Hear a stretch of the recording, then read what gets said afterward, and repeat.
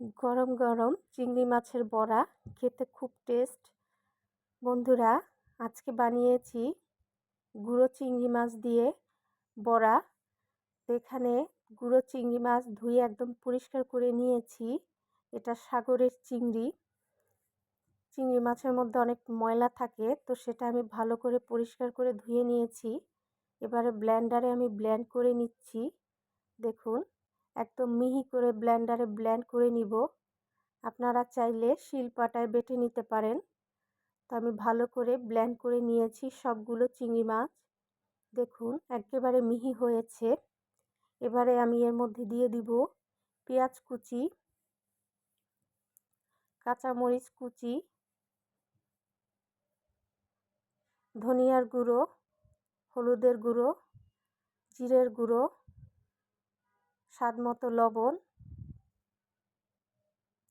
গরম মশলা পাউডার, রসুন বাটা, দিয়ে দিচ্ছি আদা বাটা,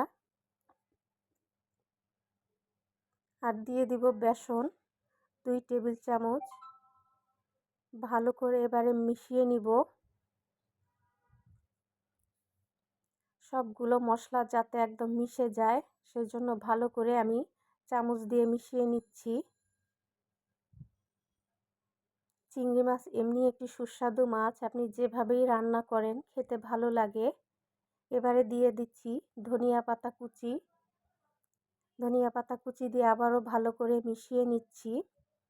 এবারে আমি কড়াইয়ে তেল দিয়ে বড়াগুলো ভেজে নিব। তেলটা গরম হওয়া পর্যন্ত অপেক্ষা করছি। গরম হয়ে গেলে একে একে সবগুলো দিয়ে দিব আমি তেলের মধ্যে। আপনারা চাইলে বিভিন্ন শেপে দিতে পারেন। তা আমি বড়ার আকৃতি করে দিচ্ছি ছোট ছোট করে। যতগুলো আর কি দেয়া যায় একবারে ততগুলো দিব আমি কড়াইয়ের মধ্যে।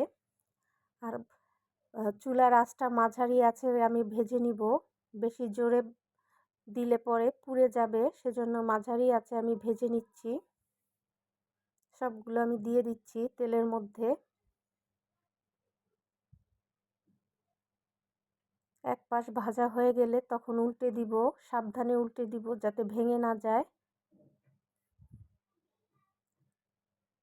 একে একে সবগুলো আমি উল্টে দিচ্ছি। একটু সময় নিয়ে ভাজবো যাতে ভিতরে একদম সিদ্ধ হয়ে যায় হালকা আঁচে।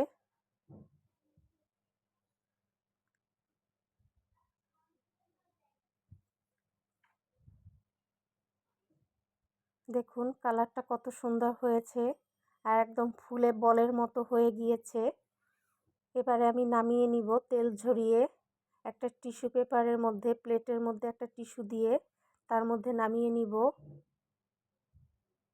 দেখুন ভাজা হয়ে গিয়েছে। সবগুলো আমি ভেজে নিয়েছি। তো যদি আমার এই রেসিপিটি আপনাদের কাছে ভালো লেগে থাকে অবশ্যই জানাবেন। ধন্যবাদ সবাইকে। দেখা হবে আগামী ভিডিওতে।